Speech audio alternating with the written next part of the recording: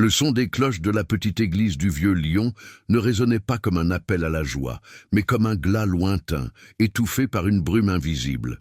C'était un samedi après-midi de printemps. L'air était chargé de l'odeur des tilleuls en fleurs et de la promesse d'une vie nouvelle, mais à l'intérieur de l'église Saint-Paul, l'atmosphère s'était soudainement figée, transformant l'oxygène en plomb.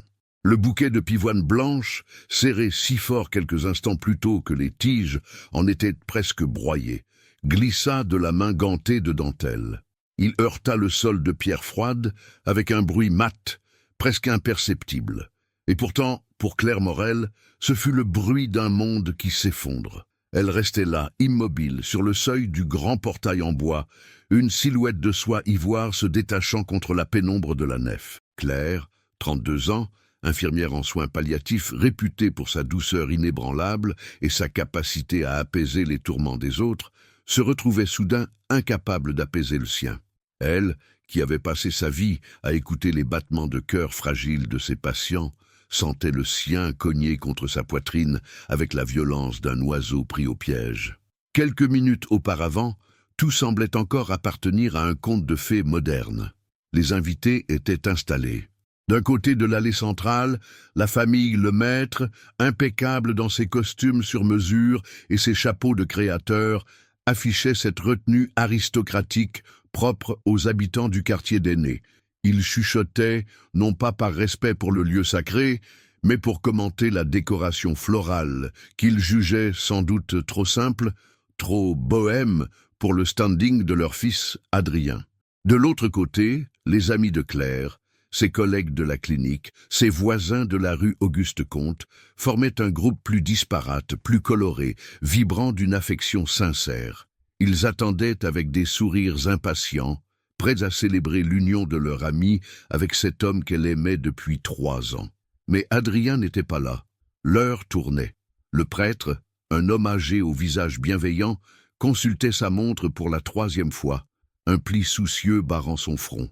Les murmures commencèrent à s'élever, d'abord comme un bruissement de feuilles, puis comme une marée montante d'inquiétude et de scandale. Claire se tenait dans le vestibule, ajustant nerveusement son voile. Sophie, sa meilleure amie et témoin, tentait de garder une façade optimiste, mais ses yeux trahissaient une panique grandissante. « Il est peut-être coincé dans les bouchons », dit Sophie d'une voix qui se voulait rassurante, bien que ses mains tremblassent en lissant la traîne de la robe. « Tu sais comment est le tunnel de Fourvière le samedi ?» Claire hocha la tête, voulant y croire. Adrien était ponctuel, maniaque même. Il planifiait tout, ses rendez-vous, ses repas, leur avenir. L'idée qu'il soit simplement en retard à cause de la circulation semblait plausible, jusqu'à ce que le téléphone de Claire, confié à Sophie pour la cérémonie, se mette à vibrer contre la table en bois où il était posé. Ce n'était pas une sonnerie joyeuse. C'était une vibration sourde, insistante, comme un avertissement. Sophie saisit l'appareil. Elle regarda l'écran et son visage se décomposa. Toute couleur quitta ses joues, la laissant aussi pâle que la robe de la mariée. Elle leva les yeux vers Claire, un mélange d'horreur et de pitié dans le regard. « Claire !» commença-t-elle, la voix étranglée. « Donne-le-moi !» ordonna Claire, d'une voix qu'elle ne reconnut pas elle-même. Elle prit le téléphone. Un message s'affichait sur l'écran verrouillé. L'expéditeur était « Mon amour ». L'ironie du surnom la frappa comme une gifle, avant même qu'elle ne lise les mots. Le message était court, brutal, dénué de toute la poésie et des promesses qu'ils s'étaient échangées pendant des mois. « Je suis désolé, ça ne va plus, je ne viens pas. » 8 mots. 8 mots pour effacer 3 ans de souvenirs, 8 mots pour annuler un avenir, 8 mots pour la laisser seule face à 150 personnes. Claire relut la phrase. 1 fois, 2 fois. Elle attendait que les mots changent, qu'un « je plaisante, j'arrive » apparaisse. Mais l'écran s'éteignit, ne laissant que son propre reflet déformé dans le verre noir. Le froid l'envahit. Non pas le froid de l'église, mais un froid intérieur, absolu, qui partait de son ventre et paralysait ses membres. Elle leva les yeux vers la nef. Elle voyait le dos de la mère d'Adrien, sa posture rigide, et soudain, Claire comprit. Il n'y aurait pas de mariage, il n'y aurait pas de fête. Il n'y aurait pas de voyage de noces en Italie, il n'y avait que le vide. C'est à cet instant précis que le bouquet lui échappa des mains. Le bruit des fleurs touchant le sol fit tourner quelques têtes au fond de l'église. Le silence qui suivit fut assourdissant. Sophie s'approcha pour la soutenir, craignant qu'elle ne s'évanouisse, mais Claire resta debout. Elle ne pleurait pas. Le choc était trop violent pour laisser place aux larmes. Elle se sentait comme anesthésiée, dissociée de son propre corps. Elle regarda les portes ouvertes devant elle, donnant sur le parvis inondé de lumière, et les portes fermées derrière elle, où l'attendait l'humiliation publique et les regards de pitié. « Il ne viendra pas, murmura-t-elle, si bas que Sophie dut lire sur ses lèvres. « Oh, Claire, ma chérie, il faut leur dire !» ajouta Claire, avec une lucidité effrayante. Son esprit d'infirmière prenait le dessus. En situation de crise, on ne panique pas, on évalue, on agit. C'était un mécanisme de survie. Si elle s'effondrait maintenant, elle ne se relèverait jamais. Elle fit un pas en avant, écrasant sans le vouloir un pétale de pivoine sous son talon. Le parfum sucré de la fleur brisée monta à ses narines, une odeur qui, elle le savait déjà, la hanterait pour le restant de ses jours. Les invités se retournèrent, un par un, puis par rangées entières. Le silence devint lourd, palpable. Claire vit le père d'Adrien froncer les sourcils, cherchant son fils du regard, puis fixer Claire avec une interrogation muette qui se transforma rapidement en accusation, comme si son absence était, d'une manière ou d'une autre, de la faute de la mariée. Claire s'arrêta au début de l'allée. Elle ne pouvait pas aller jusqu'à l'hôtel. C'était trop loin. C'était un territoire sacré qui lui était désormais interdit. Elle prit une grande inspiration, l'air brûlant ses poumons. Elle allait devoir annoncer sa propre destruction. Mais au fond de son regard noisette, habituellement si doux, une étincelle étrange venait de s'allumer. Ce n'était pas de la colère, pas encore. C'était la réalisation brutale que l'homme qu'elle attendait n'était qu'un fantôme, et qu'elle se tenait seule au bord d'un précipice. Le téléphone vibra à nouveau dans sa main. Un espoir fou, irrationnel, lui traversa le cœur. Elle regarda l'écran. Ce n'était pas Adrien. C'était une notification automatique de l'application météo. Orage prévu en soirée sur Lyon. Claire releva la tête et, pour la première fois de la journée, elle ne vit pas les visages des invités. Elle vit les vitraux de Saint-Paul, hauts et colorés, indifférents à la tragédie humaine qui se jouait en bas. Elle était seule, terriblement, irrémédiablement seule, et le drame ne faisait que commencer. La voix de Claire, bien que tremblante, fendit l'air saturé d'encens et de murmures. Elle n'avait pas crié, mais dans l'acoustique parfaite de Saint-Paul, ces mots résonnèrent comme une sentence. La cérémonie est annulée. Adrien ne viendra pas.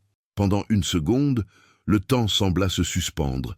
Les visages des invités restèrent figés dans des expressions d'incompréhension polie, comme si elles venaient de parler une langue étrangère. Puis, la réalité de l'annonce frappa l'assemblée. Un brouhaha monta instantanément. Un mélange de hoquets de surprise, de chuchotements scandalisés et de sonneries de téléphone que l'on sortait à la hâte pour propager la nouvelle. C'était le bruit du chaos social en marche. Au premier rang, Geneviève Lemaître, la mère d'Adrien, se leva avec une brusquerie qui fit vaciller son chapeau à large bord. Elle ne regardait pas l'autel vide, ni le prêtre désemparé. Elle fonçait droit sur Claire, ses talons claquant sur les dalles avec une autorité militaire. Qu'est-ce que c'est que cette histoire? Siffla-t-elle en arrivant à la hauteur de Claire, ignorant totalement la détresse visible sur le visage de la jeune femme. Adrien ne ferait jamais une chose pareille sans raison. Qu'avez-vous fait, Claire? Quelle dispute avez-vous provoquée à la dernière minute? L'accusation était si injuste, si prévisible aussi, que Claire en eut le souffle coupé. Même dans l'abandon, elle restait la coupable désignée aux yeux de ce clan qui ne l'avait jamais vraiment acceptée. Elle, la petite infirmière sans particules ni fortune, n'avait été tolérée que parce qu'Adrien l'avait imposée. Maintenant qu'il n'était plus là pour faire tampon, le mépris de Geneviève se déversait sans filtre.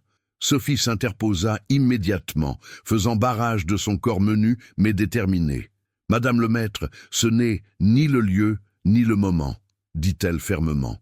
Adrien a envoyé un message. Il a fui. C'est lui qui brise tout, pas Claire. Ayez au moins la décence de respecter sa douleur. Geneviève ouvrit la bouche pour répliquer, son visage aristocratique tordu par une colère froide, mais le père d'Adrien, arrivé derrière elle, posa une main lourde sur son épaule. « Geneviève, ça suffit !» murmura-t-il, rouge de honte. « Tout le monde nous regarde. Partons. » Le couple Lemaître fit demi-tour, rassemblant leur famille avec des gestes secs, organisant la retraite comme on quitte un champ de bataille perdu. Ils passèrent devant les invités sans un mot d'excuse, la tête haute, emportant avec eux leur orgueil blessé, laissant Claire seule avec les débris de sa vie. C'était maintenant à Claire de faire le chemin inverse. L'allée centrale, qu'elle avait imaginé remonter au bras de son mari sous une pluie de ris et d'applaudissements, s'étirait devant elle comme un tunnel interminable. Elle devait traverser cette mer de visages familiers et étrangers. « Je suis là », chuchota Sophie en lui prenant le bras. « On y va. Ne regarde personne. Fixe la porte. » Claire hocha la tête. Elle releva légèrement le menton. C'était un réflexe de survie, une dignité instinctive qui lui venait de sa grand-mère. Elle ne leur donnerait pas le spectacle d'une femme hystérique. Elle ne s'effondrerait pas ici. Elle commença à marcher. Chaque pas était une épreuve. Sa robe, magnifique création de soie et de dentelle qu'elle avait mis des mois à choisir, lui semblait soudain peser des tonnes, comme un linceul trop grand. Le froissement du tissu accompagnait sa marche funèbre. Sur son passage, les regards étaient insoutenables. Il y avait de la pitié, bien sûr, chez ses collègues infirmières qui pleuraient ouvertement.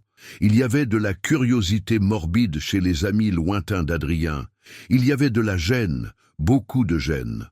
Les gens détournaient les yeux ou fixaient leurs chaussures, ne sachant que faire de leurs mains, de leurs sourires préparés, de leurs cadeaux. Claire capta des fragments de phrases. « Le pauvre, je m'en doutais. Quel gâchis !» Elle se sentait comme une intruse dans son propre drame. Elle traversa la nef, le cœur battant à tout rompre, luttant contre la nausée qui lui serrait la gorge. Elle voulait courir, arracher ce voile ridicule, disparaître.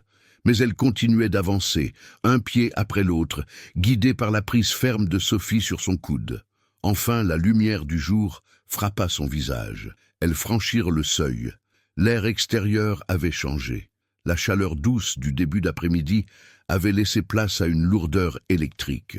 Le ciel, d'un bleu limpide une heure plus tôt, était maintenant marbré de nuages gris ardoises qui s'amoncelaient au-dessus de la colline de Fourvière. À peine eurent-elles atteint le bas des marches que le ciel se déchira. Une première goutte, large et froide, s'écrasa sur l'épaule nue de Claire, puis une autre. Et soudain l'orage éclata avec une violence théâtrale, comme si le ciel lui-même pleurait la trahison. La pluie torrentielle dispersa les invités qui sortirent de l'église, créant une panique de parapluies et de courses vers les voitures. Dans cette confusion, Sophie entraîna Claire vers la voiture ancienne qui devait servir au cortège, une Citroën traction noire décorée de rubans blancs. Le chauffeur, un vieil ami de la famille Lemaître, semblait hésiter, mal à l'aise. « Ramenez-nous rue Auguste-Comte !» ordonna Sophie en ouvrant la portière et en poussant doucement Claire à l'intérieur, la protégeant de la pluie avec son propre châle. « Mais, monsieur Adrien ?» demanda le chauffeur perdu. « Il n'y a plus de monsieur Adrien. Démarrez !» La voiture s'élança sur les pavés glissants du vieux Lyon. Claire regarda par la vitre ruisselante. Les quais de Saône défilaient, flous et gris. Les façades colorées du quartier Renaissance semblaient ternes, délavées par l'averse. Dans l'habitacle, le silence était total, seulement rompu par le rythme essoufflé des essuie-glaces. Claire tremblait maintenant de tout son corps. L'adrénaline retombait, laissant place à une douleur physique, aiguë. Elle regarda ses mains posées sur ses genoux, toujours gantées de blanc. Elle retira lentement son gant gauche. L'anneau de fiançailles brillait à son doigt. Un diamant solitaire, classique, froid. Elle essaya de le retirer, mais ses doigts étaient gonflés par la chaleur et le stress. Il refusait de bouger, comme une chaîne qu'elle ne pouvait briser. « On est arrivé », dit doucement Sophie. La voiture s'arrêta devant l'immeuble haussmannien où Claire vivait. C'était là qu'elle devait revenir ce soir avec Adrien, pour leur première nuit en tant que mari et femme, avant le départ pour l'Italie le lendemain matin. Elle monta les escaliers mécaniquement, sa robe traînant sur les marches poussiéreuses, ramassant la saleté du monde extérieur. Lorsque Sophie ouvrit la porte de l'appartement, l'odeur de cire et de fleurs les accueillit. Tout était prêt. Sur la table basse, une bouteille de champagne attendait dans un seau à glace qui avait fondu depuis longtemps.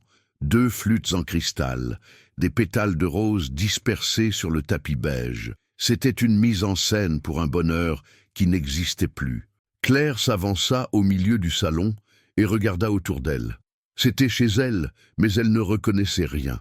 Les objets familiers, le canapé en velours, la bibliothèque remplie de romans et de manuels médicaux, les photos d'eux sur la commode, semblaient appartenir à une autre vie, à une autre personne.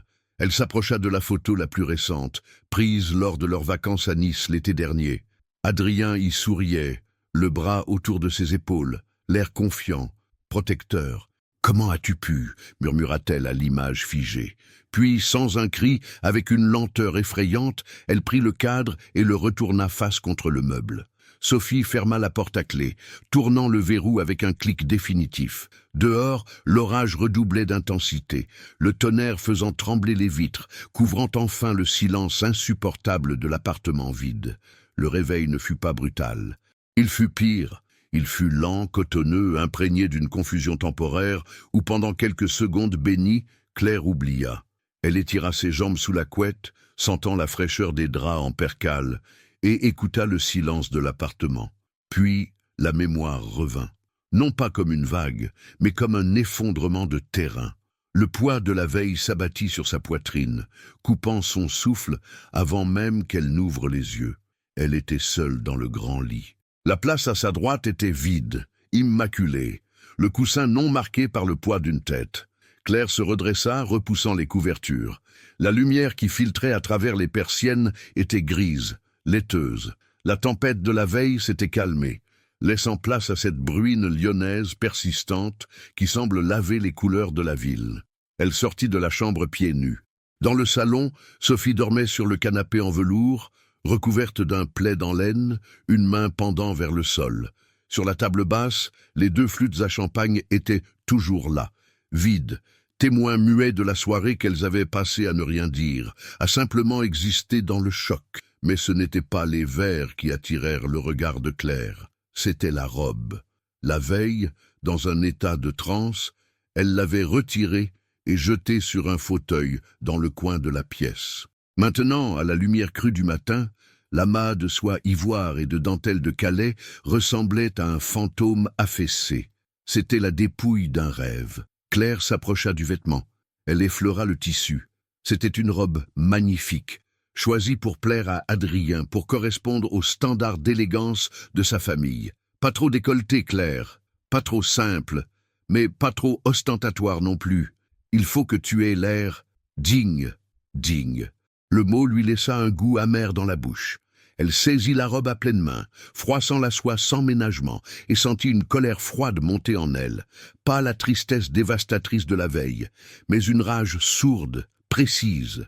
Sophie remua sur le canapé et ouvrit un œil. « Claire » croassa-t-elle, la voix pâteuse. « Quelle heure est-il » ? « Il est l'heure de faire le ménage » répondit Claire d'une voix blanche. Sans attendre, elle alla chercher un grand sac poubelle noir dans la cuisine. Sophie se redressa précipitamment, frottant ses yeux cernés. « Qu'est-ce que tu fais ? Attends, ne fais pas ça sur un coup de tête. C'est une robe de créateur, elle vaut une fortune. »« Je ne veux plus la voir, » dit Claire en fourrant le voile délicat au fond du sac plastique. « Je ne veux plus rien voir qui me rappelle ce cirque. » Elle s'attaqua à l'appartement avec une énergie frénétique. Ce n'était pas seulement la robe. C'étaient les cartons de remerciements préimprimés qui attendaient sur le bureau. C'étaient les guides touristiques de la Toscane empilés sur la table de nuit. C'était le pot de crème hydratante, éclat jour J, dans la salle de bain. Sophie, comprenant qu'il était inutile de lutter contre cette tempête-là, se leva et aida son amie. En silence, elles démontèrent le décor de la vie de couple fantasmée. Vers midi, l'appartement ressemblait à un champ de bataille après l'armistice. Des sacs s'entassaient dans l'entrée. Le salon était nu, dépouillé de ses artifices. Claire s'assit par terre, le dos contre le radiateur froid. L'effort physique avait épuisé ses réserves d'adrénaline. Elle regarda ses mains. Elle avait enfin réussi à retirer la bague de fiançailles sous l'eau froide avec du savon, laissant une marque pâle et circulaire sur son annulaire, comme une cicatrice de peau neuve. « Tu as faim ?» demanda doucement Sophie. « Je peux descendre chercher des croissants, ou une pizza, ou de la vodka. » Claire esquissa un sourire faible, le premier depuis 24 heures. « Je n'ai rien avalé depuis hier matin, » réalisa-t-elle, « mais je ne peux pas sortir. » « Pourquoi ? » « Parce que tout le monde sait, Sophie. Les voisins m'ont vu rentrer hier avec ma robe trempée. La boulangère a vu les bancs publiés. Si je sors, je vais voir la pitié dans leurs yeux. Et je ne supporterai pas la pitié. Pas aujourd'hui. » Sophie s'accroupit devant elle et prit ses mains. « Tu n'as rien fait de mal, Claire. Tu es la victime dans cette histoire. »« C'est bien ça le problème, » répliqua Claire avec amertume. « Je suis la victime. » La pauvre fille abandonnée, celle qui n'était pas assez bien pour retenir un Lemaître. Je déteste ce rôle. Je déteste qu'on écrive mon histoire à ma place. Son téléphone, qu'elle avait éteint la veille, gisait sur le buffet. Elle le regarda comme s'il s'agissait d'une bombe à retardement. « Il faut que je prévienne la clinique, » dit-elle. « Je devais être en congé pour 3 semaines. Voyage de noces. » « Je m'en occupe, » coupa Sophie. « Je vais appeler le cadre de santé. Je dirai ce qu'il faut. » Claire laissa faire. Elle se sentait soudain très petite, très vulnérable dans cet appartement trop grand pour une seule personne. Adrien avait insisté pour qu'il loue ce 3 pièces près de Bellecour. « Il nous faut de la place pour recevoir, » disait-il. Claire aurait préféré un petit atelier à la Croix-Rousse, plus vivant, plus chaleureux, mais elle avait cédé. Elle avait toujours cédé, par amour, par désir de paix, par peur de le décevoir. Elle se rendit compte, avec une lucidité effrayante, qu'elle ne pleurait pas l'absence d'Adrien. Elle ne pleurait pas l'homme qui ronflait légèrement, qui laissait traîner ses chaussettes ou qui critiquait sa façon de cuisiner les gratins. Elle pleurait l'image de sécurité qu'il représentait. Elle pleurait la promesse de ne plus jamais être seule. « Sophie, oui, est-ce que tu penses qu'il m'a aimé, vraiment, ou est-ce que j'étais juste pratique, une case à cocher avant ses 35 ans ?» Sophie hésita. Elle connaissait Adrien depuis longtemps. Elle connaissait son égoïsme masqué par des manières impeccables. « Je pense qu'il t'aimait à sa façon, Claire, mais c'est une façon étroite, étriquée. Il t'aimait comme on aime un bel objet qui nous met en valeur. Et quand la réalité est devenue trop lourde, quand il a fallu s'engager pour de vrai, il a paniqué. Ce n'est pas toi le problème, c'est sa colonne vertébrale. Il n'en a pas. » Claire ferma les yeux. La vérité faisait mal, mais elle était nécessaire, comme de l'alcool sur une plaie ouverte. L'après-midi s'étira, morne et silencieux. Vers 17 heures, Sophie dut s'absenter pour aller nourrir son chat et prendre des affaires de rechange. Claire se retrouva seule pour la première fois. L'angoisse monta immédiatement, tapie dans l'ombre des couloirs. Pour la chasser, Claire ouvrit la porte-fenêtre et sortit sur le petit balcon en fer forgé qui surplombait la rue. L'air était frais, lavé par la pluie. En bas, la vie continuait. Des couples marchaient main dans la main, des bus passaient, des rires montaient des terrasses de café qui commençaient à se remplir malgré le ciel gris. Lyon était indifférente à son chagrin. Et étrangement, cette indifférence lui fit du bien. La ville ne la jugeait pas. Les pierres séculaires de la presqu'île avaient vu des milliers de cœurs brisés, des guerres, des inondations. Son drame n'était qu'une goutte d'eau dans le Rhône. Elle inspira profondément. L'odeur de la ville, un mélange de pots d'échappement, de café grillé et de fleuve, remplit ses poumons. « Je ne vais pas mourir », murmura-t-elle à voix haute, comme pour s'en convaincre. C'était un début, un tout petit début. Elle rentra à l'intérieur, laissant la porte-fenêtre entr'ouverte pour laisser entrer les bruits de la vie. Elle alla dans la cuisine, ouvrit le frigo vide et prit une décision. Demain, elle sortirait. Pas pour affronter le monde, pas pour donner des explications. Juste pour marcher, juste pour prouver à ses jambes qu'elle pouvait encore la porter sans le bras d'un homme pour la soutenir. Le lendemain matin, le ciel au-dessus de Lyon hésitait entre le gris ardoise et une lumière pâle, presque timide. Claire s'habilla avec une lenteur rituelle. Elle choisit un jean brut, un pull en cachemire beige, une armure douce et son trench coat. Elle attacha ses cheveux en un chignon strict, comme pour contenir le désordre de ses pensées. Elle n'avait pas mis de maquillage. À quoi bon? Les cernes sous ses yeux racontaient une histoire qu'aucun anti-cerne ne pourrait masquer. Lorsqu'elle tourna la clé dans la serrure et poussa la lourde porte de l'immeuble, le bruit de la rue l'assaillit. Le grondement des bus, les éclats de voix, le tintement d'une sonnette de vélo. C'était la symphonie ordinaire d'un lundi matin, et pourtant, Claire avait l'impression d'entendre ces sons pour la première fois, amplifiés par sa propre fragilité. Elle marcha, elle remonta la rue Auguste-Comte, le menton baissé, évitant les regards.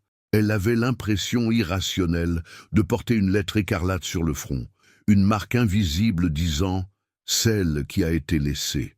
Chaque rire qu'elle entendait lui semblait dirigé contre elle. Chaque couple qui passait, main dans la main, était une insulte silencieuse à sa solitude. Mais personne ne la regardait vraiment. Pour Lyon, elle n'était qu'une silhouette parmi d'autres, une femme pressée ou pensive, perdue dans la foule de la presqu'île. Ses pas la menèrent, presque malgré elle, vers la place Bellecour. L'immense esplanade de terre battue rouge s'étendait sous le ciel bas, dominée par la statue équestre de Louis XIV. C'était ici, près du kiosque à fleurs, qu'Adrien lui avait donné rendez-vous pour leur premier dîner, 3 ans plus tôt. Une boule se forma dans sa gorge. Elle devait changer de décor. Elle ne pouvait pas rester là, au milieu de ses fantômes. Le vent se leva, froid et piquant, annonçant une nouvelle averse. Claire chercha refuge. Ses yeux se posèrent sur la devanture familière d'un café ancien, avec ses boiseries sombres et ses vitres embuées. C'était un endroit neutre, bruyant, vivant. Un endroit où l'on pouvait être seul, sans être isolé. Elle entra.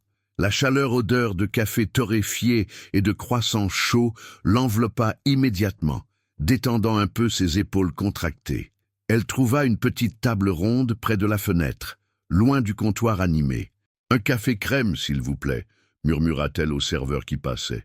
Elle sortit un livre de son sac, un roman qu'elle avait commencé des semaines plus tôt, mais les mots dansaient devant ses yeux sans qu'elle puisse en saisir le sens. Elle regardait dehors, la pluie qui commençait à rayer la vitre, brouillant les contours des passants.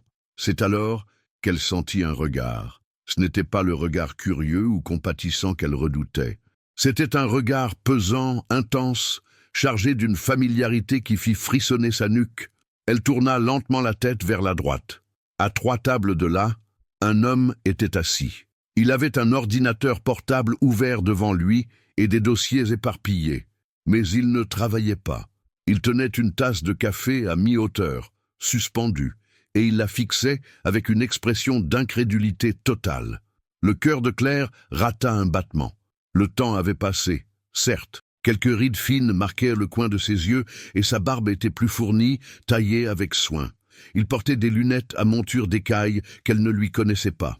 Mais ses yeux, ce bleu profond, presque indigo, capable de lire en elle comme dans un livre ouvert. Julien Carrière. Le souvenir la frappa avec la force d'une vague.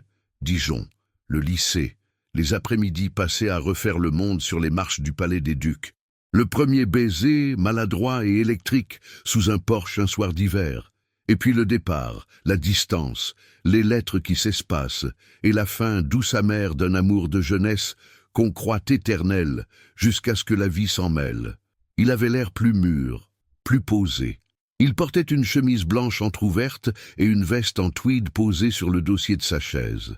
Il émanait de lui une sorte de calme studieux qui contrastait violemment avec le chaos intérieur de Claire. Il posa sa tasse, lentement, sans la quitter des yeux. Il semblait hésiter, cherchant peut-être à confirmer ce que sa mémoire lui dictait. Claire, elle, était pétrifiée. De toutes les personnes qu'elle pouvait croiser à Lyon, dans cette ville de 2/2 d'habitants, il fallait que ce soit lui. Lui, le témoin de celle qu'elle était avant. Avant Adrien, avant l'infirmière sérieuse, avant la fiancée abandonnée. Julien se leva. Il ne le fit pas avec précipitation, mais avec une fluidité naturelle. Il contourna sa table et s'approcha. Claire eut l'envie soudaine de fuir, de se cacher sous la table, de disparaître dans le sol. Elle n'était pas prête. Elle était une ruine, et il était un souvenir intact, mais il était déjà là. « Claire ?» dit-il. Sa voix était plus grave qu'autrefois, plus posée. Elle leva les yeux vers lui, forçant ses lèvres à bouger. « Julien !» « C'est incroyable !» souffla-t-il, un sourire incertain étirant ses lèvres. « Je pensais rêver. Qu'est-ce que tu fais à Lyon ?» Il ne savait pas. Bien sûr qu'il ne savait pas. Il ne voyait pas la bague manquante, le voile déchiré, l'orgueil en miettes. Il ne voyait que Claire, son amie d'autrefois. Et pour la première fois depuis 48 heures, Claire sentit quelque chose se dénouer dans sa poitrine. Ce n'était pas de la joie. C'était trop tôt pour ça. Mais c'était une pause. « Une trêve. J'y habite, » répondit-elle simplement, sa voix encore rauque. « Depuis 5 ans. Moi, je suis juste de passage pour un congrès, » expliqua-t-il, ses yeux brillants d'une curiosité bienveillante. « Je peux m'asseoir une minute ?» Claire hésita une fraction de seconde. Elle pouvait dire non. Elle pouvait prétexter un rendez-vous, une urgence, n'importe quoi pour retourner se terrer dans son chagrin. Mais en regardant le visage ouvert de Julien, elle réalisa qu'elle ne voulait pas être seule, pas maintenant. Elle fit un geste vers la chaise vide en face d'elle. « Je t'en prie. » Julien s'assit. Et alors que la pluie redoublait d'intensité dehors, noyant la place Bellecour sous un déluge gris, une petite bulle de chaleur venait de se former à l'intérieur du café, fragile et inattendue. Julien fit signe au serveur d'approcher, commandant un café noir, sans quitter Claire des yeux. Il y avait dans sa manière d'être une aisance tranquille, une façon d'occuper l'espace sans l'envahir, qui contrastait cruellement avec la nervosité perpétuelle d'Adrien. « Alors, » reprit-il une fois le serveur parti, « Claire Morel à Lyon. Je n'aurais jamais parié là-dessus. Je te voyais parcourir le monde avec Médecins sans frontières ou ouvrir une clinique au bout du monde. » Claire esquissa un sourire fragile. C'était le rêve de ses 20 ans, celui qu'elle avait partagé avec lui des nuits entières. « La vie a ses propres plans, » répondit-elle évasivement, tournant sa petite cuillère dans la mousse de son cappuccino refroidi. « Je travaille à la clinique du parc. Soins palliatifs. J'aime ça. J'aime être utile quand il n'y a plus rien d'autre à faire. » Julien hocha la tête, soudain sérieux. En tant que psychologue, il comprenait le poids de ses mots. « Ça te ressemble. Tu as toujours eu cette capacité à rester calme quand les autres paniquent. À Dijon, tu étais la seule à pouvoir calmer mon frère quand il faisait ses crises de colère. Tu te souviens ?» Un rire bref, presque un sanglot étouffé, échappa à Claire. Oui, elle se souvenait. C'était une autre vie, une époque où tout semblait possible, où les chagrins se soignaient avec une glace à la vanille et une balade en vélo. « Et toi ?» demanda-t-elle pour détourner l'attention d'elle-même. « Paris t'a réussi, on dirait. Paris est intense, » avoua-t-il en passant une main dans ses cheveux, un geste familier qui fit tressaillir le cœur de Claire. « J'ai mon cabinet dans le 14e. Je vois beaucoup de gens perdus, beaucoup de solitude. C'est passionnant, mais parfois lourd. C'est pour ça que je suis content d'être ici pour quelques jours. Lyon a un rythme plus humain. » Il fit une pause, ses yeux bleus scrutant le visage de Claire avec une insistance douce. Il voyait la fatigue, la pâleur, les épaules voûtées sous le cachemire beige. « Tu as l'air épuisée, Claire. Tout va bien ?» La question flottait dans l'air chargé de danger. C'était le moment. Elle pouvait tout dire. Elle pouvait dire « Non, Julien, ça ne va pas. Hier, à cette heure-ci, j'étais en robe de mariée, attendant un homme qui a préféré fuir par SMS. » Elle pouvait s'effondrer, là, au milieu du café, et laisser sa compassion l'envelopper. Mais elle ne le fit pas. Son orgueil, ou peut-être un reste de pudeur, la retint.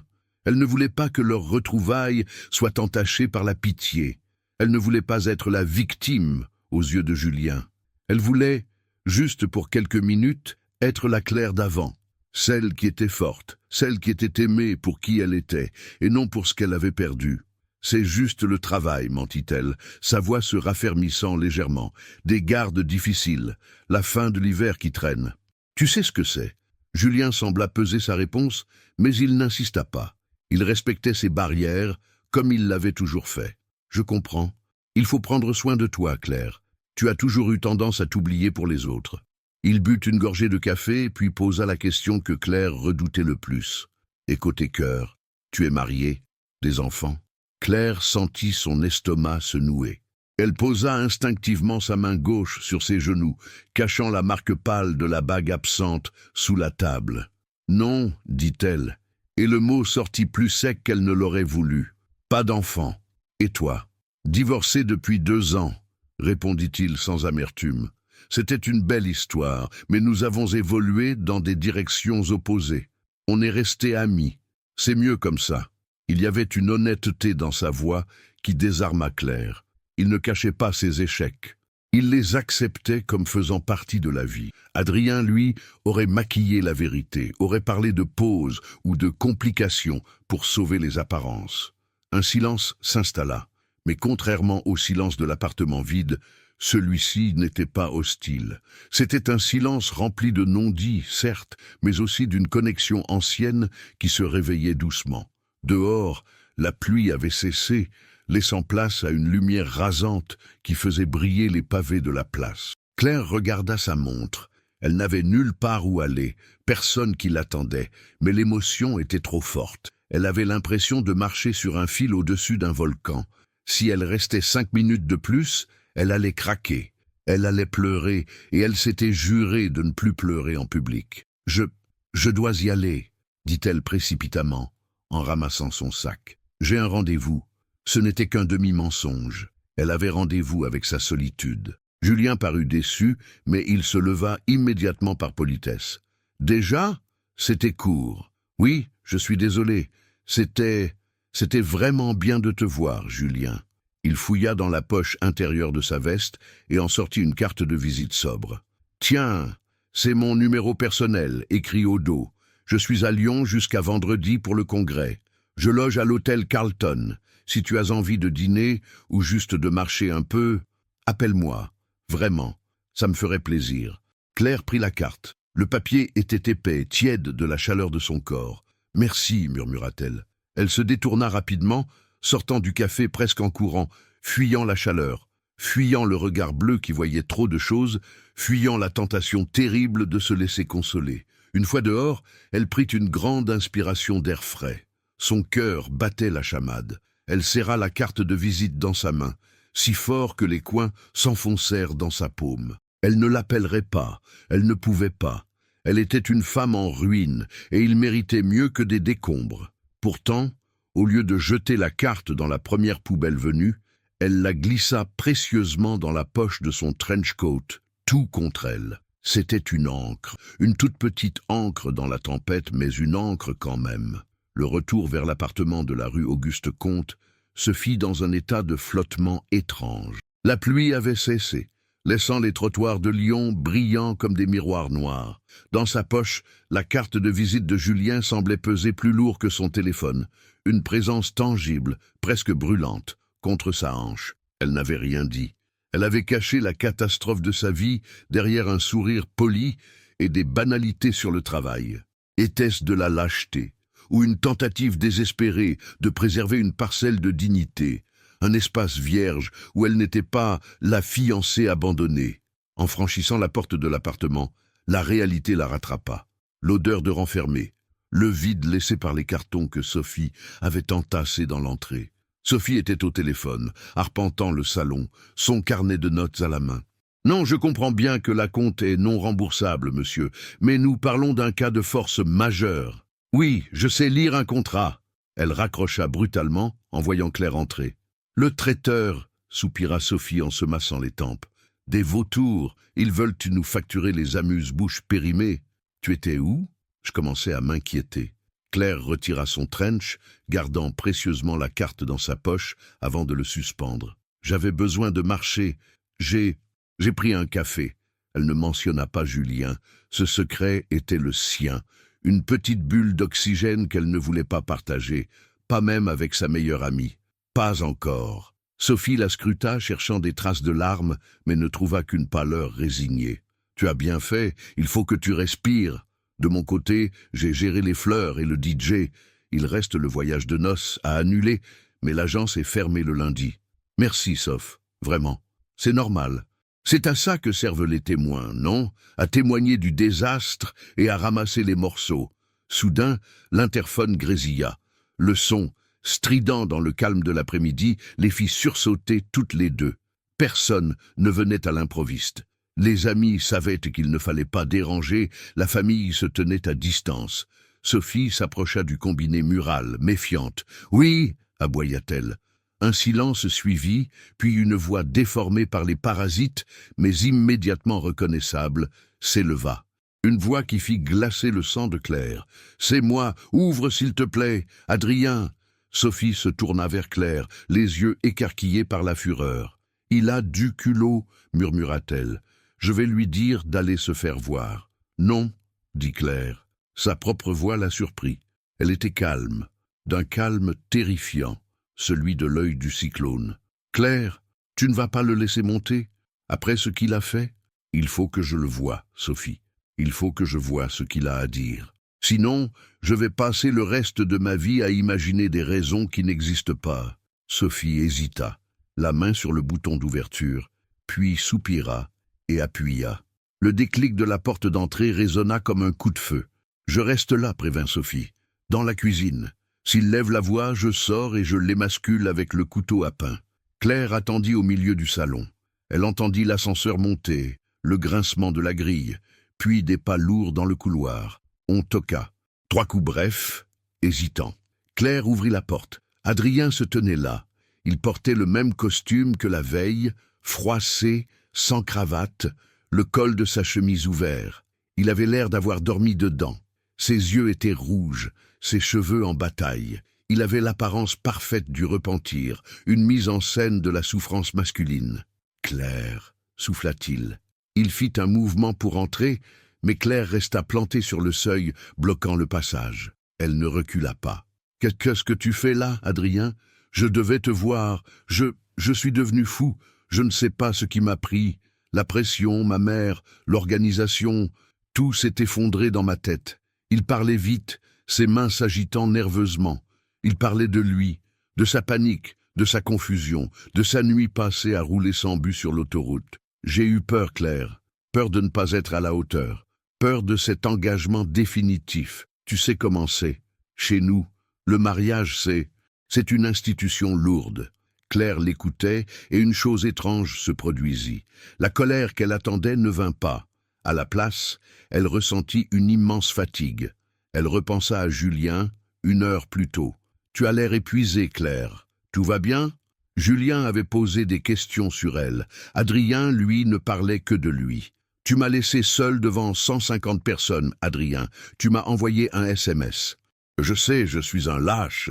s'exclama-t-il, comme si cet aveu devait l'absoudre. « Mais je suis là maintenant, je suis revenu. On peut dire aux gens que j'ai fait un malaise, que c'était le stress. On peut repousser la date, le temps que je me remette. » Il tendit la main pour toucher son bras. Claire eut un mouvement de recul instinctif, comme si sa peau la brûlait. « Repousser ?» répéta-t-elle, incrédule. « Tu crois qu'on peut juste appuyer sur pause après ça? Tu crois que je peux oublier ton absence sur le parvis? Je t'aime, Claire. Ma mère a dit que c'était peut-être mieux ainsi pour l'instant, mais je lui ai dit non, que je t'aimais. Ma mère a dit, la phrase de trop, la phrase qui scella le cercueil de leur histoire. » Claire le regarda vraiment. Elle vit l'enfant gâté qui avait cassé son jouet et qui revenait pleurer pour qu'on le répare. Elle vit l'homme qui ne serait jamais là dans les tempêtes, seulement dans les jours de beau temps. « Rentre chez tes parents, Adrien, » dit-elle doucement. « Quoi? Mais on doit parler. Tu as déjà tout dit samedi. Ce SMS, c'était la chose la plus honnête que tu aies jamais écrite. Ça ne va plus. Tu avais raison, ça ne va plus. » Elle commença à refermer la porte. Adrien mit son pied en travers, un éclair de panique réel dans le regard. « Claire, ne fais pas ça. Je suis désolé, je te promets que je vais me rattraper. On ira en Italie quand même, juste tous les deux. Retire ton pied, Adrien. » Sa voix était tranchante. Sophie apparut dans l'encadrement de la porte de la cuisine, le visage sombre, prêt à bondir. Adrien regarda Sophie, puis Claire. Il vit dans les yeux de son ex-fiancé quelque chose qu'il n'avait jamais vu auparavant, une porte blindée, fermée à double tour. Il retira son pied, lentement. « Tu vas le regretter, Claire. Tu es bouleversée, tu ne penses pas clairement. Je t'appellerai demain. Ne m'appelle pas, donne mes clés au concierge. Adieu, Adrien. » Elle claqua la porte. Le bruit sec fit vibrer les murs. Claire resta immobile un instant, le front appuyé contre le bois peint, écoutant les pas d'Adrien s'éloigner, lourds et lents, dans le couloir. Puis, elle se retourna. Ses jambes flageolaient, mais son esprit était clair. Sophie s'approcha et la prit dans ses bras sans un mot. Claire se laissa aller contre l'épaule de son amie, mais elle ne pleura pas. Elle sentit, au fond de sa poche, le coin rigide de la carte de visite s'enfoncer dans sa cuisse. Adrien était revenu pour demander pardon, pour parler de lui. Julien était revenu par hasard, et il l'avait écouté. Le choix n'était pas encore fait, mais la graine était plantée. Et pour la première fois depuis 3 jours, Claire eut envie que demain arrive. Le silence qui suivit le départ d'Adrien n'était plus le même. Ce n'était plus le silence lourd et oppressant de l'abandon, mais celui plus léger d'une page qui se tourne. Claire était encore secouée, ses mains tremblaient légèrement, mais elle se tenait droite au milieu de son salon. Sophie s'approcha avec 2 tasses de thé fumant, brisant la stase. « Tu as été incroyable », dit-elle avec une admiration non dissimulée. « Je ne pensais pas que tu aurais la force de le mettre dehors. » Claire prit la tasse, sentant la chaleur de la céramique contre ses paumes froides. « Moi non plus », avoua-t-elle. « Mais quand il a parlé, j'ai réalisé que je ne l'écoutais plus. Je regardais juste un étranger qui essayait de me vendre une voiture d'occasion défectueuse. » Elles rirent toutes les deux, un rire nerveux mais libérateur qui chassa les derniers fantômes de l'après-midi. La soirée s'installa doucement sur Lyon. Dehors, les lampadaires de la rue Auguste-Comte s'allumaient un à un, projetant des halos ambrés sur les façades de pierre.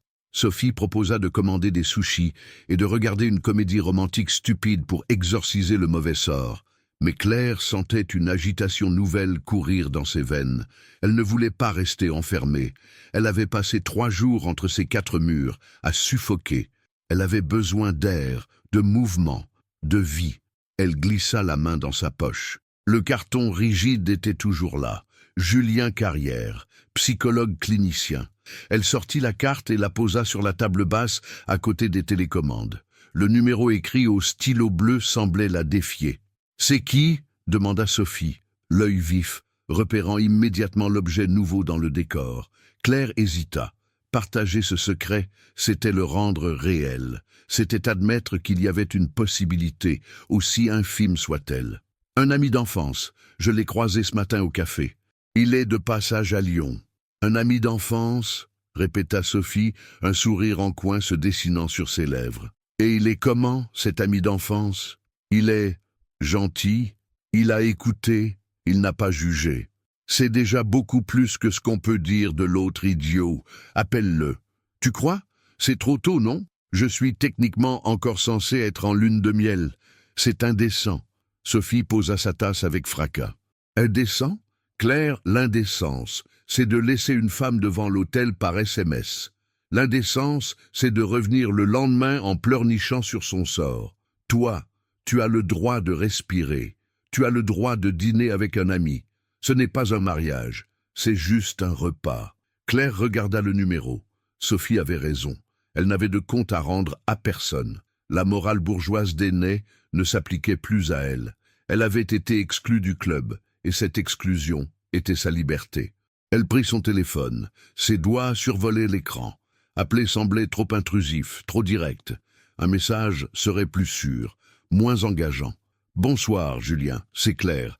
Si ton offre tient toujours, je veux bien marcher un peu, ou dîner, comme tu veux. » Elle appuya sur envoyer avant que son courage ne s'évapore.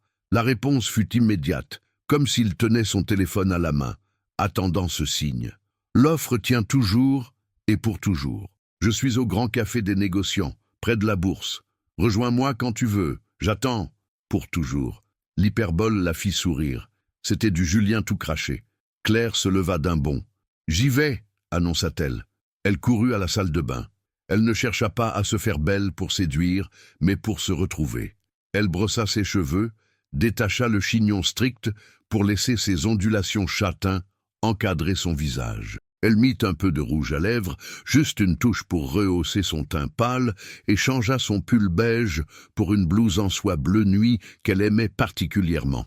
Quand elle revint dans le salon, Sophie siffla d'admiration. « Eh bien, Adrien peut aller se rhabiller, tu es magnifique. N'en fais pas trop, c'est juste un dîner entre vieux amis. C'est ça, oui. Allez, file avant que je ne change d'avis et que je ne vienne avec toi pour jouer les chaperons. Claire embrassa son ami sur la joue et sortit. La nuit lyonnaise était fraîche mais douce.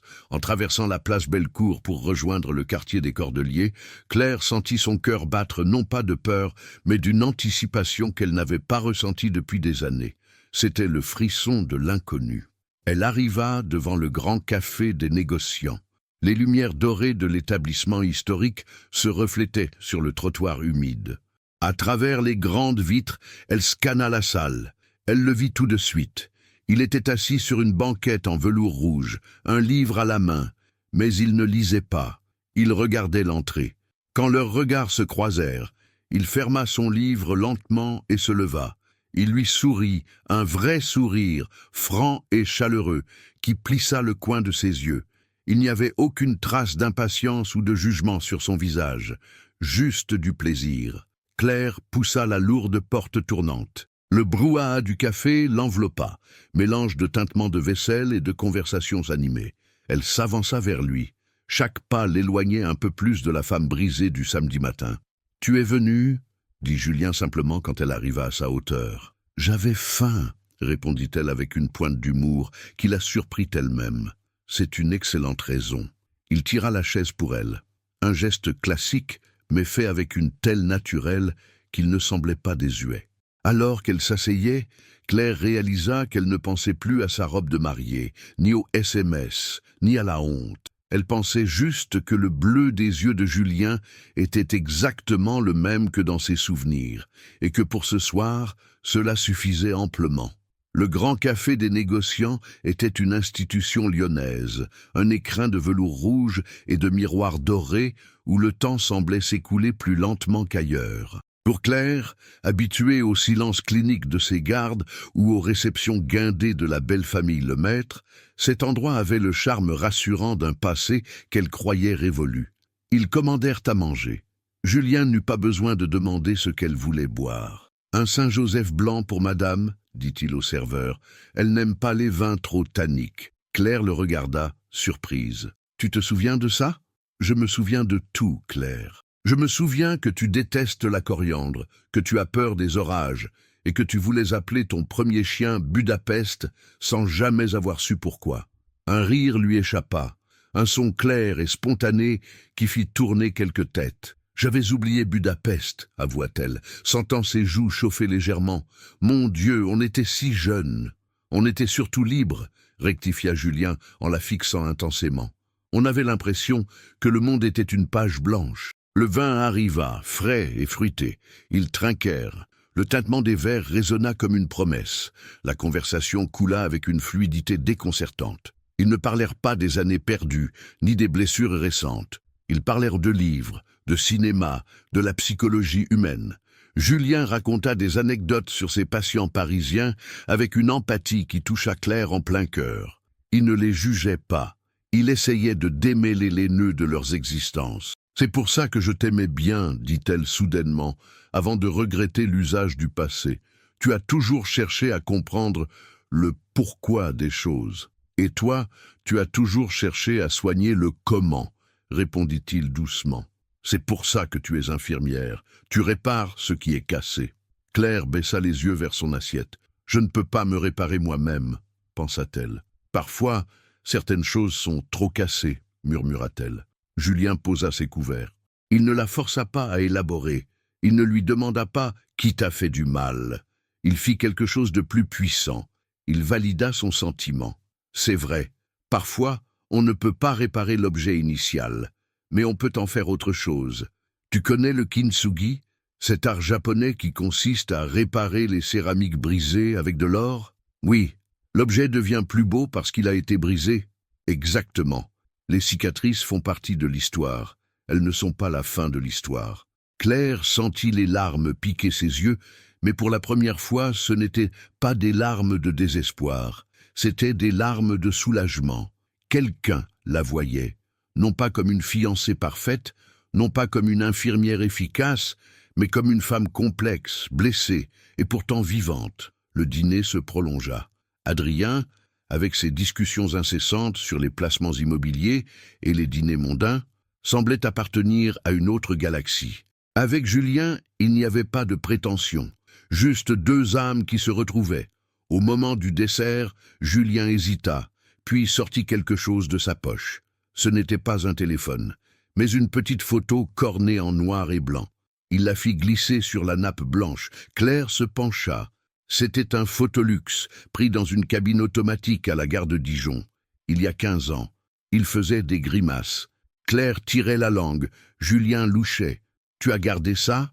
souffla-t-elle, incrédule. « Dans mon portefeuille, ça a survécu à 3 déménagements, un mariage, un divorce et une inondation. » Claire effleura l'image du bout des doigts. Elle regarda la jeune fille sur la photo.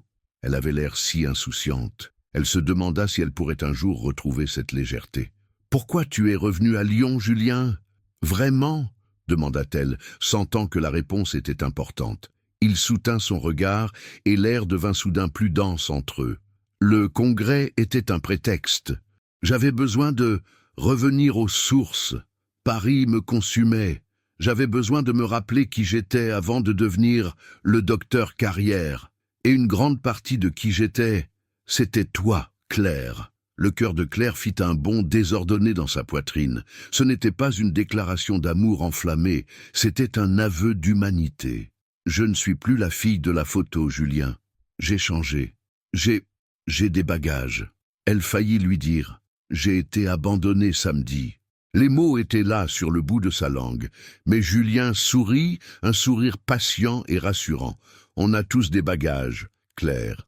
L'important, c'est de trouver quelqu'un qui t'aide à les porter, pas quelqu'un qui te demande de les laisser à la consigne. Il appela le serveur pour l'addition, refusant catégoriquement qu'elle participe. « C'est moi qui t'ai invité », rappela-t-il. « Et puis, je dois me faire pardonner de ne pas avoir donné de nouvelles pendant toutes ces années. » Ils sortirent du café.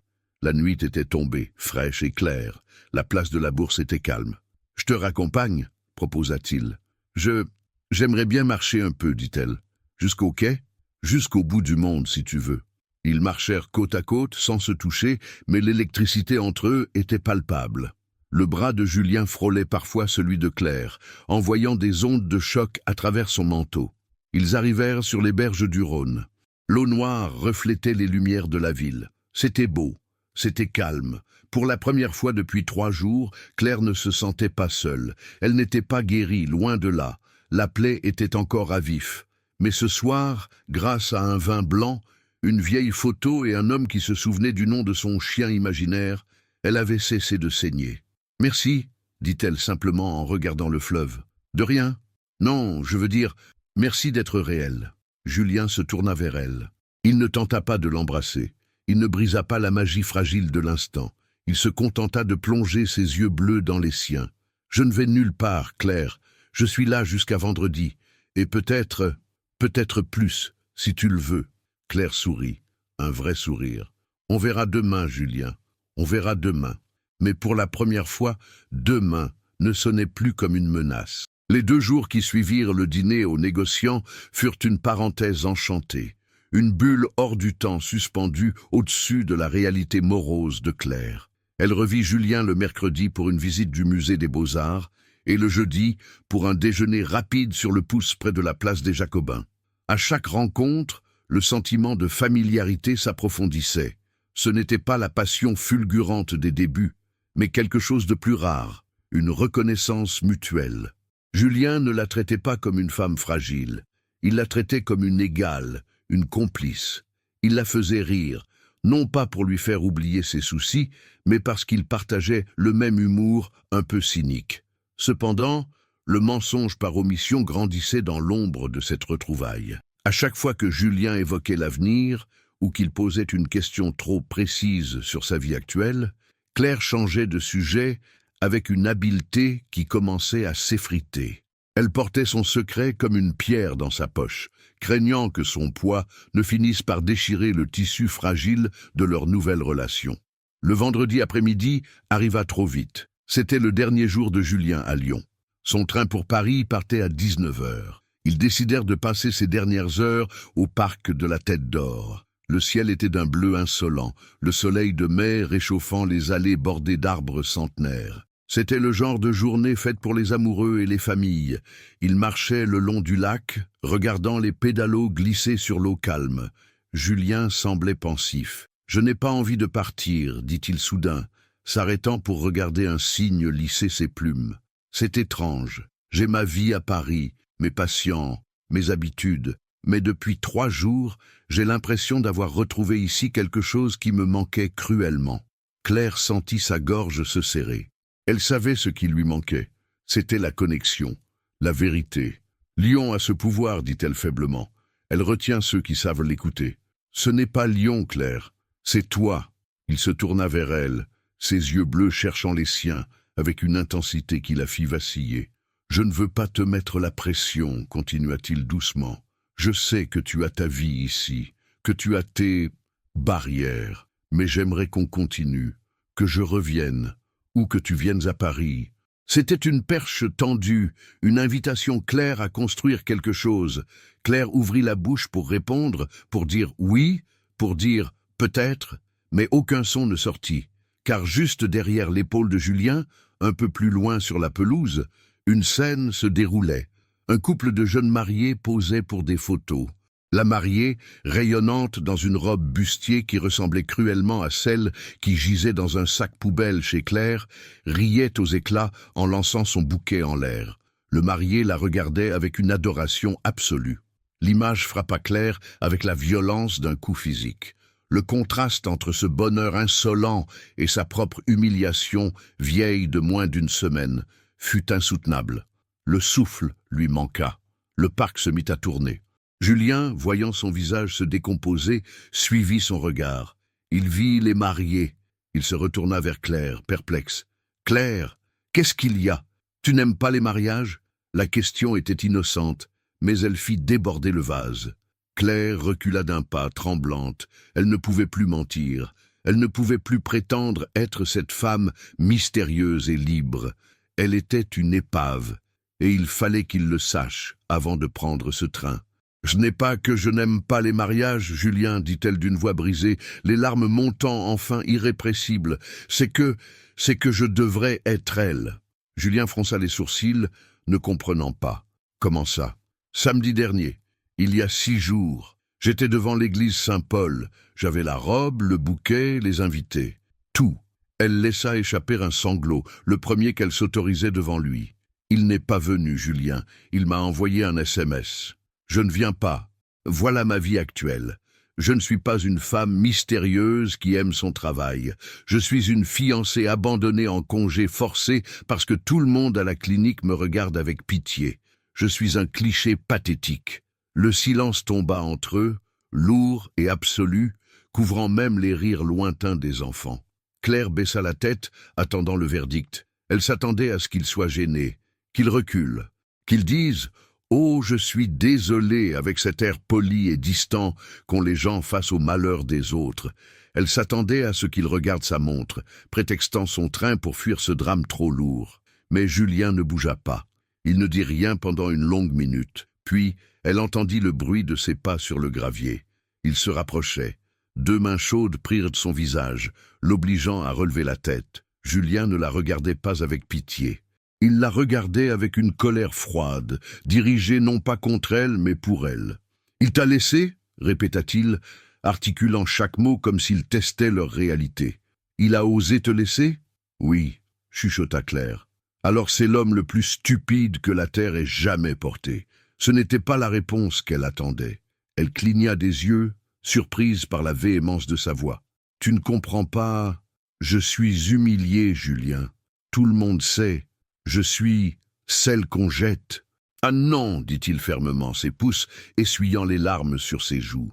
Tu es celle qui a survécu. Tu es celle qui, 3 jours après s'être pris un mur en pleine figure, a eu le courage de sortir, de prendre un café, de sourire, de parler de littérature. Tu te rends compte de la force qu'il faut pour ça ?»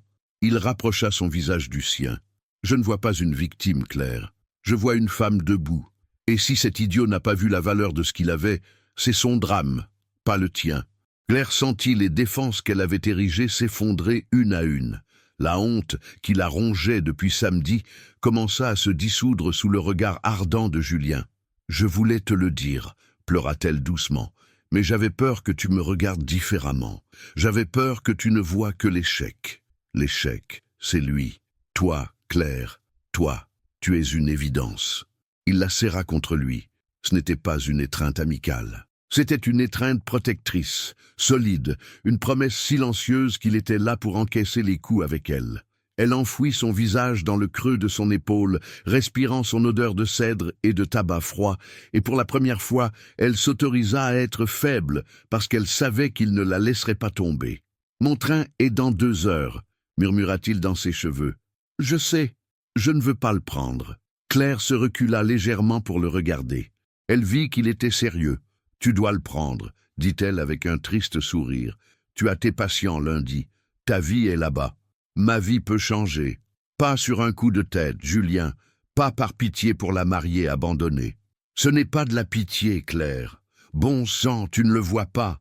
C'est tout sauf de la pitié. » Il prit sa main, celle où la marque de la bague commençait enfin à s'estomper. « Je vais prendre ce train, » concéda-t-il. « Mais je reviens le week-end prochain. Et celui d'après. Jusqu'à ce que tu comprennes que je ne suis pas lui, que je ne pars pas. » Claire hocha la tête, incapable de parler. Elle regarda, par-dessus l'épaule de Julien, le couple de mariés qui s'éloignait. Il ne lui faisait plus mal. Il n'était plus le miroir de son échec, mais simplement 2 inconnus dans un parc. Elle avait perdu un mari fictif, mais elle venait peut-être de retrouver quelque chose de bien plus réel. La semaine commença dans un silence étrange. Lundi matin, Claire se réveilla seule. Julien était reparti pour Paris, emportant avec lui cette bulle de sécurité qu'il avait tissée autour d'elle le temps d'un week-end. Mais, contrairement au lundi précédent, le silence n'était plus terrifiant. Il était habité. À 8h05, son téléphone vibra. Bien arrivé au cabinet. Le ciel de Paris est gris, mais je garde la lumière de samedi en tête. Bonne journée, Claire. Ce simple message, dénué d'exigence ou de reproche, fut son carburant pour sortir du lit. Claire décida de ne pas retourner immédiatement à la clinique. Ses congés couraient toujours, mais elle refusa de rester cloîtrée. Elle alla au marché Saint-Antoine, acheta des fruits, respira l'air du quai. Cependant, si Julien respectait la distance physique en la comblant par une présence émotionnelle délicate, Adrien, lui, semblait avoir décidé que l'absence de réponse de Claire était une invitation à envahir son espace. Vers midi, alors qu'elle rangeait ses courses, l'interphone sonna. Un livreur. Il monta avec un arrangement floral si imposant qu'il passait à peine par la porte. Des lys blancs, des orchidées, des roses immaculées. C'était une composition funéraire déguisée en excuse, d'une froideur spectaculaire. Il n'y avait pas de petits mots personnels, juste une carte Bristol épaisse avec l'écriture anguleuse d'Adrien. « Pardonne-nous. Maman a réservé une table à l'auberge du pont de Collonges pour dimanche midi. Il faut qu'on parle d'avenir et qu'on arrête ces gamineries. Je t'aime. » Claire relut le mot 3 fois. « Pardonne-nous. Pas « pardonne-moi ». Il incluait sa mère dans l'équation du pardon, comme si l'abandon devant l'autel était une simple bévue collective, une erreur administrative, et ses gamineries, sa douleur, son humiliation publique, réduites à un caprice d'enfant. Une colère froide, bien plus saine que la tristesse, l'envahit.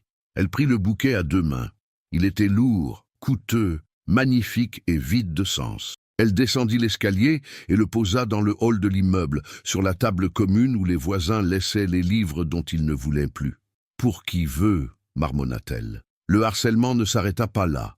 Le mardi, ce furent des appels manqués de Geneviève Lemaître. Le mercredi, une lettre glissée sous la porte, listant les avantages rationnels de leur union, le patrimoine, la réputation, le cercle social. Adrien n'essayait pas de reconquérir son cœur. Il essayait de récupérer sa propriété. Il ne supportait pas qu'un élément de sa vie parfaite se soit détaché du tableau. Le contraste avec Julien était saisissant. Chaque soir, vers 21h, Julien l'appelait. Il ne parlait pas du mariage raté. Julien lui racontait les embouteillages de la rue de Rivoli, le cas complexe d'un patient, anonymisé, ou le goût d'un vin qu'il avait découvert. Il lui demandait « Quelle a été la couleur de ta journée ? Et non, quand est-ce que tu reviens à la raison? Tu me manques, avoua Claire le jeudi soir, blottie dans son canapé, le téléphone pressé contre son oreille, comme une bouée de sauvetage. Toi aussi, répondit sa voix grave, légèrement déformée par le réseau. C'est long, 1 semaine, mais je serai là vendredi soir. Le train arrive à 21h30 à la Part-Dieu. Je viendrai te chercher. Non, c'est tard. Je prendrai un taxi. Je viendrai te chercher, Julien. J'en ai envie. Un silence doux à l'autre bout du fil. D'accord. À vendredi, Claire. Le vendredi arriva enfin. Claire passa l'après-midi à choisir sa tenue. Elle voulait être belle, non pas pour une représentation sociale, mais pour un homme qui la voyait en jean et basket. En sortant de l'immeuble vers 20h pour prendre le métro, elle tomba nez à nez avec Adrien. Il l'attendait, adossé à sa voiture de sport, les bras croisés. Il avait maigri, ses traits étaient tirés, mais son arrogance était intacte. « Tu ne réponds plus au téléphone ?» lança-t-il sans préambule. Claire s'arrêta, son cœur battant la chamade. Non par amour, mais par agacement. « Je n'ai rien à te dire, Adrien. Je t'ai dit de rendre les clés. Maman est inquiète. Tu te rends compte du ridicule de la situation? Tout Lyon jase. On doit faire front commun. » Il s'approcha, envahissant son espace vital. Il sentait le parfum coûteux qu'elle lui avait offert à Noël. Cette odeur, autrefois familière, lui donna la nausée. « Tout Lyon ne m'intéresse pas, Adrien, et ta mère encore moins. Laisse-moi passer. » Il lui bloqua le chemin, posant une main sur son bras. « Tu vas où, là? Tu t'es faite belle. Tu as un autre mec, c'est ça? C'est pour ça que tu ne pleures pas ?» La vulgarité de l'accusation la frappa. C'était donc ça, sa seule grille de lecture. La possession. Si elle n'était plus à lui, elle devait forcément être à un autre. Claire se dégagea brusquement. « Ce que je fais ne te regarde plus. Tu m'as libéré samedi dernier, tu te souviens? Tu as envoyé ce SMS. Tu as ouvert la cage. Ne t'étonne pas si l'oiseau s'est envolé. » Elle vit une lueur de peur dans ses yeux. Pour la première fois, il comprenait peut-être que ce n'était pas une crise passagère. « Claire, je t'en supplie, je ne peux pas vivre avec cet échec. Ce n'est pas de l'amour, ça, Adrien, c'est de l'orgueil. » Elle le contourna et s'engouffra dans la station de métro Ampère, sans se retourner. Elle tremblait, mais elle se sentait puissante. Elle avait tenu bon, elle avait nommé la chose. De l'orgueil. 30 minutes plus tard, sur le quai de la gare de la Part-Dieu, au milieu de la foule anonyme, elle guettait l'affichage. TGV 62629 en provenance de Paris-Gare de Lyon.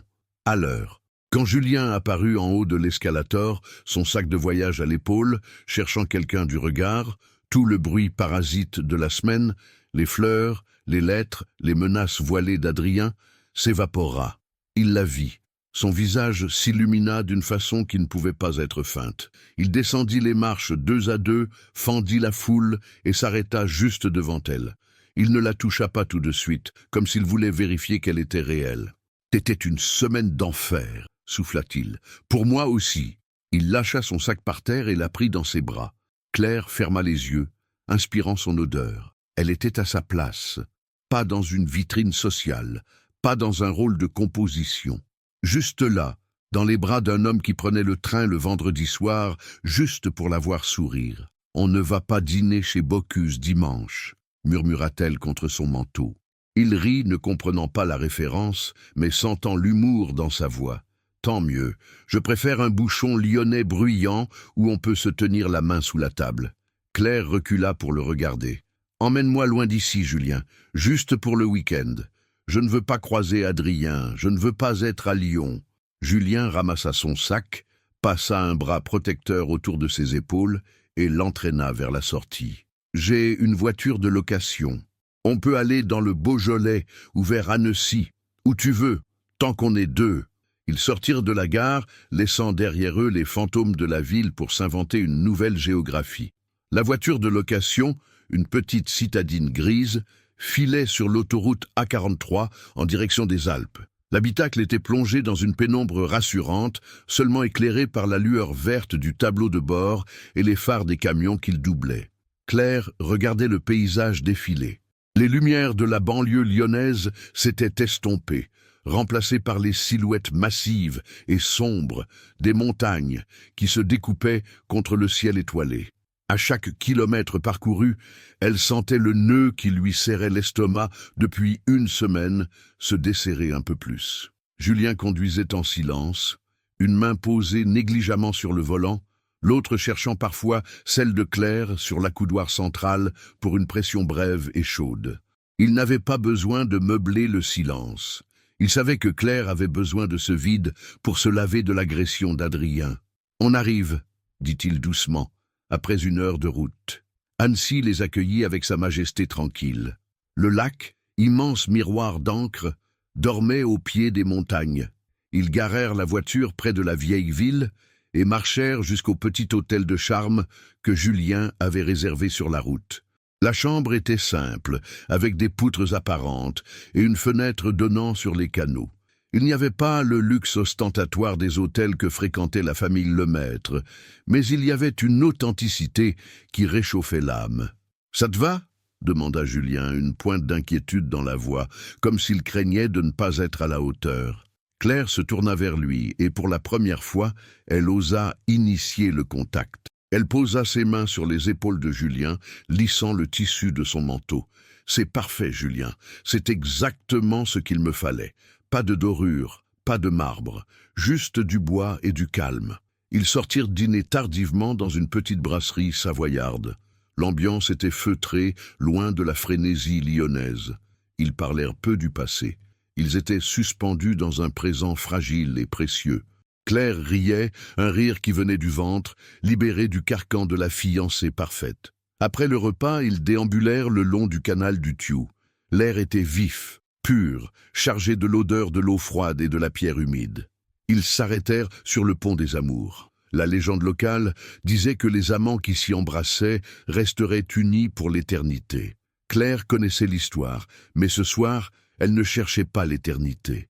Elle cherchait juste la vérité de l'instant. Julien s'accouda à la rambarde, regardant les reflets des lampadaires dans l'eau. Claire se mit à côté de lui, si proche que leurs bras se touchaient. « Tu sais, » commença Julien sans la regarder, « quand je suis parti à Paris, il y a 15 ans, je pensais que je fuyais l'ennui de la province. Mais en fait, je crois que je fuyais la peur de ne pas être assez bien pour toi. Tu étais si solaire. Et moi j'étais ce garçon compliqué, toujours à analyser tout. » Claire tourna la tête, surprise par cet aveu. « Tu n'étais pas compliqué, Julien, tu étais profond, et c'est moi qui avais peur. Peur de te suivre, peur de quitter mes repères. » Il se tourna vers elle.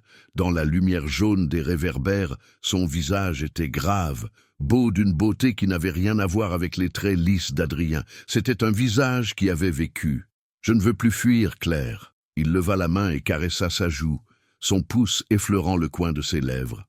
Le geste était d'une lenteur délibérée, une question muette. Claire ferma les yeux et s'inclina vers lui. Leur baiser ne fut pas une explosion cinématographique, ce fut quelque chose de beaucoup plus bouleversant, une reconnaissance. C'était doux, hésitant d'abord, puis profond, comme deux pièces d'un puzzle séparées depuis trop longtemps qui retrouvaient enfin leur emboîtement naturel. Claire sentit une chaleur irradier dans tout son corps, chassant définitivement le froid de l'église Saint-Paul.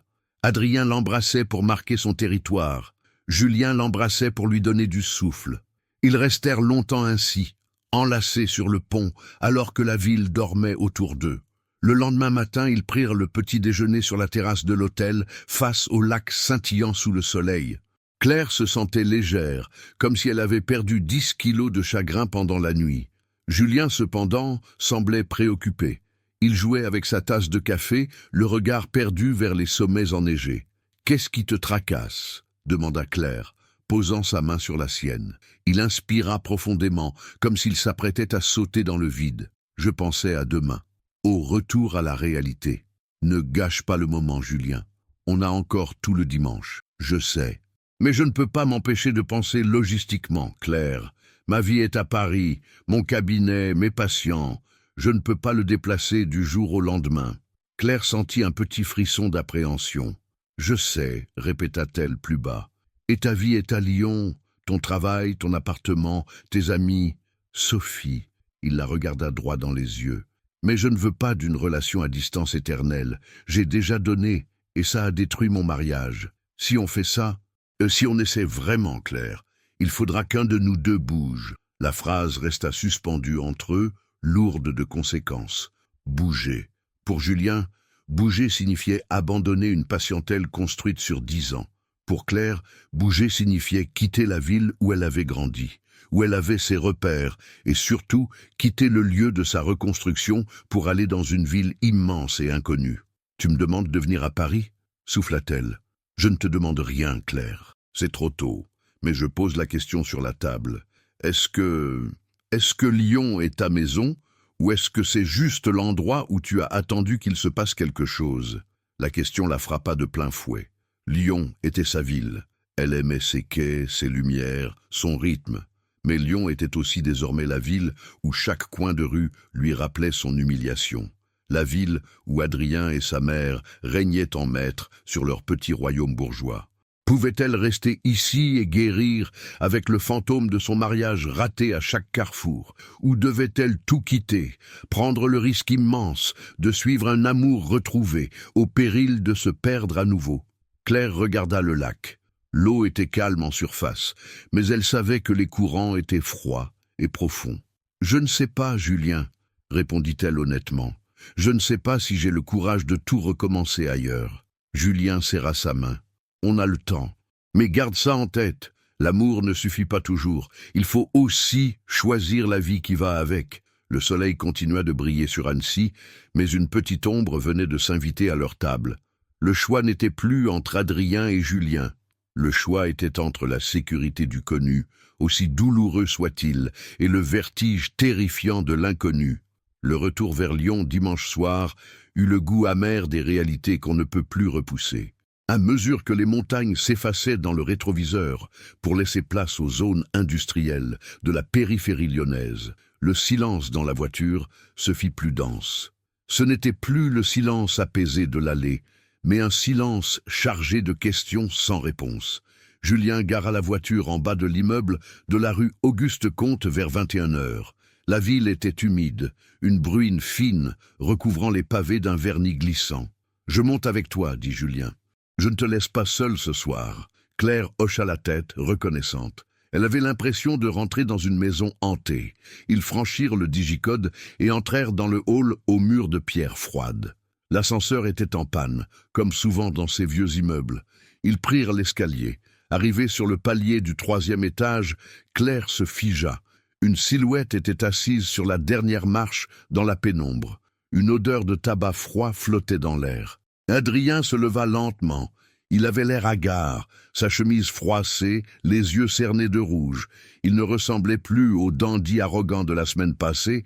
Il ressemblait à un homme qui voit son monde s'effondrer et qui ne le supporte pas. « Tu étais où ?» demanda-t-il, la voix rauque. « J'ai sonné 100 fois. » Sophie ne voulait pas me répondre. Julien fit un pas en avant, s'interposant subtilement entre Claire et son ex-fiancé. « Bonsoir, Adrien, » dit-il calmement. « Je crois que Claire a été claire. Elle ne veut plus te voir. » Adrien posa son regard sur Julien pour la première fois. Il le scanna de la tête aux pieds, le blouson en cuir, les cheveux un peu longs, l'assurance tranquille, et un rictus de mépris déforma sa bouche. « C'est donc lui, le remplaçant ?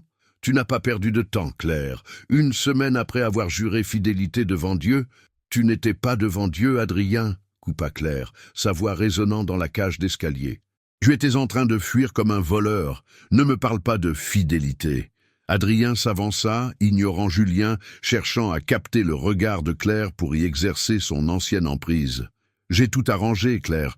Écoute-moi, s'il te plaît. J'ai vu le prêtre ce matin, j'ai vu le traiteur. On a bloqué une date en octobre. Maman a déjà préparé une liste d'excuses pour les invités. On dira que c'était un problème de santé grave. » Claire le regarda avec horreur. Il ne parlait pas d'amour. Il ne parlait pas de regret. Il parlait de logistique. Il parlait de replanifier leur vie comme on replanifie une réunion de travail manquée. Il avait effacé sa douleur d'un trait de plume pour sauver les apparences. « Tu as repris une date ?» répéta-t-elle, incrédule. « Sans me demander ?» C'était la seule façon de sauver notre réputation. On ne peut pas rester sur cet échec. Octobre, c'est parfait. Ça nous laisse le temps de nous calmer. Il tendit la main vers elle, un sourire tremblant aux lèvres, persuadé d'avoir apporté la solution miracle. C'est à cet instant précis que le dernier fil céda. Claire regarda cet homme qu'elle avait cru aimer. Elle vit l'appartement derrière la porte, ce lieu qu'ils avaient décoré ensemble, ce quartier bourgeois qui l'étouffait, cette ville qui était devenue le théâtre de son humiliation. Elle réalisa qu'elle ne pourrait jamais guérir ici. Tant qu'elle serait à Lyon, Adrien serait là, sur son palier, avec ses fleurs et ses plants, persuadée qu'elle n'était qu'un objet égaré qui finirait par revenir à sa place. Elle regarda Julien. Il ne disait rien. Il ne jouait pas les héros. Il attendait, respectant son libre arbitre, prêt à la soutenir quelle que soit sa décision. Le contraste était aveuglant. L'un voulait la posséder pour sauver son image, l'autre l'aimait assez pour la laisser choisir. Claire prit une profonde inspiration. L'air de l'escalier sentait la poussière et le passé. « Donne-moi tes clés, Adrien, dit-elle d'une voix blanche. « Quoi? Mais je te dis que... tes clés, celles de cet appartement. Tu le voulais, non? Il est à toi. Je te le laisse. Je te laisse tout. Les meubles, les souvenirs, la date en octobre. Marie-toi avec ta mère, si tu veux, mais moi, je ne suis plus là. » Adrien recula, comme frappé physiquement. Il fouilla dans sa poche et sortit le trousseau, le tendant machinalement. Claire ne le prit pas. « Garde-les, dit-elle. Je n'ai plus besoin de rentrer. » Elle se tourna vers Julien. Il y avait une urgence nouvelle dans ses yeux, une fièvre. « Julien, ton train, il est à quelle heure? »« Demain matin, 6 heures. »« Est-ce que je peux venir ?» Julien écarquilla les yeux, surpris par la radicalité de la demande, mais un sourire lent, magnifique, éclaira son visage. « Tu n'as pas besoin de demander, Claire. Tu as une place. Toujours. »« Tu es folle !» hurla Adrien, comprenant enfin qu'il avait perdu. « Tu vas partir avec un inconnu, et ton travail, et ta vie. Tu vas tout gâcher pour une amourette de vacances ?» Claire s'approcha de lui une dernière fois. Elle était calme, terriblement calme. « Ma vie, Adrien, a failli être gâchée samedi dernier. Aujourd'hui, je la sauve. » Elle ne lui accorda pas un dernier regard. Elle prit la main de Julien, cette main solide et chaude, et ensemble, ils redescendirent l'escalier 4 à 4, laissant derrière eux l'homme figé sur le palier, roi d'un royaume vide. Une fois dans la rue, sous la pluie fine, Claire s'arrêta, le souffle court. Elle n'avait pas de valise, elle n'avait que ses vêtements du week-end et son sac à main. « Je n'ai rien pris », réalisa-t-elle, un rire nerveux montant dans sa gorge. « Je n'ai même pas ma brosse à dents. » Julien la prit dans ses bras, l'embrassant sur le front, là, au milieu du trottoir, sous le regard indifférent des lampadaires. Paris regorge de brosses à dents, Claire. Et pour le reste, on inventera. Claire leva les yeux vers le ciel lyonnais une dernière fois. Elle avait peur, une peur vertigineuse, mais pour la première fois depuis des années, elle se sentait totalement, absolument libre. La nuit fut courte, passée dans une chambre d'hôtel impersonnelle, face à la gare de la Part-Dieu. Claire n'avait pas dormi. Elle était restée allongée, les yeux fixés sur le plafond, écoutant la respiration régulière de Julien à côté d'elle. Elle portait un de ses t-shirts blancs, trop grand pour elle, seule possession matérielle dans cette nouvelle vie qui commençait. À chaque fois que la panique menaçait de l'engloutir, « Qu'est-ce que j'ai fait? Je n'ai plus de maison, plus d'affaires, je suis une fugitive. » La main de Julien trouvait la sienne dans le noir, comme s'il captait ses ondes d'angoisse, même dans son sommeil. À 5h30, le réveil sonna. Ils traversèrent l'esplanade de la gare sous un ciel d'encre qui commençait à peine à rosir à l'est. L'air était piquant. Claire frissonna dans son trench-coat, serrant son sac à main contre elle. C'était tout ce qu'elle avait, son portefeuille, son téléphone, un rouge à lèvres et un paquet de mouchoirs. C'était terrifiant. C'était exaltant. Julien acheta les billets à une borne automatique. Lyon Part-Dieu. Paris, gare de Lyon. 004. Quand le train glissa le long du quai, immense serpent d'acier, Claire eut une seconde d'hésitation. Monter dans ce wagon, c'était acter la rupture. C'était laisser derrière elle la Saône, Fourvière, la clinique, Sophie et les ruines de son mariage. Julien, déjà sur le marchepied, se retourna et lui tendit la main. Il ne dit rien. Il n'avait pas besoin de dire « Viens. Son regard disait « Je ne te lâcherai pas ». Elle saisit sa main et monta. Le voyage se fit dans un silence cotonneux.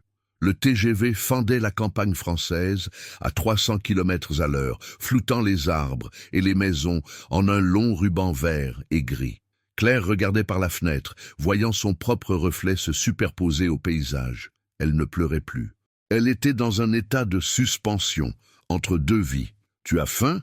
demanda Julien alors qu'ils approchaient de la Bourgogne. « J'ai l'estomac noué », avoua-t-elle, « mais j'ai besoin de café. » Ils allèrent au wagon-bar. En buvant le liquide brûlant dans un gobelet en carton, Claire réalisa l'absurdité de la situation. Une semaine plus tôt, elle dégustait du champagne millésimé. Aujourd'hui, elle buvait du café soluble dans un train, sans brosse à dents, avec un homme qu'elle redécouvrait à peine. Et pourtant, le café n'avait jamais eu aussi bon goût. L'arrivée à Paris fut un choc sensoriel. La gare de Lyon était une fourmilière géante, bruyante, pressée, indifférente. Les gens couraient, se bousculaient. Personne ne savait qui était Claire Morel. Ici, elle n'était pas la fiancée abandonnée. Elle était juste une femme parmi des millions d'autres. « On va d'abord faire quelques courses », décréta Julien, en l'entraînant vers la sortie. « Tu ne vas pas rester avec tes vêtements d'hier. » Ils marchèrent jusqu'à la rue de Rivoli. Dans une grande enseigne de prêt-à-porter qui venait d'ouvrir ses portes, Claire acheta l'essentiel. Des sous-vêtements, 2 jeans, quelques pulls, une brosse à dents, du shampoing. Julien portait les sacs avec une patience infinie, refusant qu'elle s'excuse pour ses dépenses imprévues. « C'est mon investissement sur l'avenir », plaisanta-t-il pour la dérider. Puis, ils prirent le métro. Ligne 4, direction le sud. L'appartement de Julien se trouvait dans le 14e arrondissement, près du parc Montsouris. C'était un quartier calme, presque provincial, avec ses petites maisons en briques et ses rues pavées. Quand il ouvrit la porte de son immeuble ancien, Claire sentit son cœur battre plus fort. Elle allait entrer dans son intimité. Elle allait voir où il vivait, où il dormait, où il avait pensé à elle pendant toutes ces années. L'appartement était au 5e étage, sans ascenseur. Il était lumineux, rempli de livres. Des piles de romans et d'essais s'entassaient sur le parquet, sur les tables, sur les étagères qui couvraient les murs du sol au plafond. Il y avait un vieux fauteuil en cuir usé, des plantes vertes qui avaient soif et une odeur de papier et de cire. C'était un désordre chaleureux, vivant. L'antithèse absolue de l'appartement témoin qu'elle partageait avec Adrien, où chaque coussin devait être aligné au millimètre. « Bienvenue chez moi, enfin, chez nous pour l'instant », dit Julien, en posant les clés dans une coupelle. Claire fit quelques pas dans le salon. Elle s'approcha de la fenêtre. La vue donnait sur les toits en zinc de Paris, une mer grise et bleutée ponctuée de cheminées. Au loin, on devinait le sommet de la tour Eiffel. « C'est beau », souffla-t-elle. Julien s'approcha derrière elle et passa ses bras autour de sa taille, posant son menton sur son épaule. « J'avais peur que tu trouves ça trop petit ou trop bordélique. C'est vivant, Julien. C'est tout ce qui compte. » Il la tourna vers lui. « Tu es libre, Claire. Tu es à Paris. Personne ne te connaît. Tu peux être qui tu veux ici. Je ne sais plus qui je suis, » avoua-t-elle, une larme de fatigue roulant sur sa joue. « Je suis une infirmière sans clinique, une femme sans adresse. Tu es Claire, celle qui aime le Saint-Joseph blanc et qui avait un chien imaginaire nommé Budapest. Le reste, le travail, l'adresse, on le reconstruira. » Il l'embrassa, un baiser long et lent qui avait le goût de la promesse. « Va prendre une douche, » suggéra-t-il doucement. « Je vais commander quelque chose à manger. Tu as besoin de te laver de lion. » Claire obéit. Dans la petite salle de bain carrelée de blanc, sous le jet d'eau brûlante, elle frotta sa peau comme pour effacer les traces invisibles des derniers jours. Elle pleura un peu, mêlant ses larmes à l'eau de la douche, évacuant la tension du voyage, la peur du vide. Quand elle sortit, enveloppée dans une grande serviette éponge, elle sentit une odeur de cuisine thaïlandaise. Julien avait mis de la musique, un jazz doux qui remplissait l'espace. Elle s'assit sur le canapé, ses jambes repliées sous elle. Pour la première fois depuis une semaine, elle ne se sentait pas en danger. Elle regarda autour d'elle, ces murs couverts de livres, cette vue inconnue, cet homme qui ouvrait des boîtes de nouilles sautées avec une maladresse touchante. Elle avait tout perdu, et pourtant, en regardant Julien lui tendre des baguettes avec un sourire encourageant, Claire eut l'intuition vertigineuse qu'elle venait peut-être de tout gagner. Le téléphone de Julien sonna. Il regarda l'écran, fronça les sourcils et le mit sur silencieux sans répondre. « Le travail » demanda Claire. « Non, dit-il, juste le monde extérieur qui essaie d'entrer. Mais ce soir, la porte est fermée. » Il s'assit à côté d'elle. Paris s'illuminait dehors, indifférente et magnifique. Claire prit une bouchée. C'était épicé, chaud, réconfortant. C'était le goût de sa nouvelle vie. Octobre arriva sur Paris avec une flamboyance mélancolique. Les marronniers du jardin du Luxembourg se paraient d'or et de rouille, et l'air se chargeait de cette odeur de fumée et de pluie qui annonce l'hiver. Ce matin-là, Claire se réveilla avant l'aube. Elle glissa hors du lit sans réveiller Julien, enfila un gros gilet en laine et alla s'asseoir près de la fenêtre du salon, une tasse de thé fumant entre les mains. Elle regarda le calendrier accroché au mur de la cuisine. Le 14 octobre. C'était la date. C'était le jour qu'Adrien avait unilatéralement choisi pour leur seconde chance, ce mariage de rattrapage censé laver l'affront et restaurer l'honneur des Lemaître. Si elle était restée à Lyon, si elle avait cédé à la peur et à la pression, elle serait en ce moment même en train de se faire coiffer, le ventre noué par la nausée, prête à jouer le rôle de sa vie dans une pièce de théâtre qu'elle détestait. Au lieu de cela, elle était là, dans ce petit appartement du 14e arrondissement, les pieds nus sur le parquet froid, regardant Paris s'éveiller. Elle n'était plus une fugitive. En 5 mois, Claire avait reconstruit les fondations de son existence, pierre par pierre. Elle avait trouvé un poste d'infirmière libérale dans le quartier. Elle arpentait désormais les rues de la capitale, soignant des vieillards isolés et des jeunes mamans dépassées.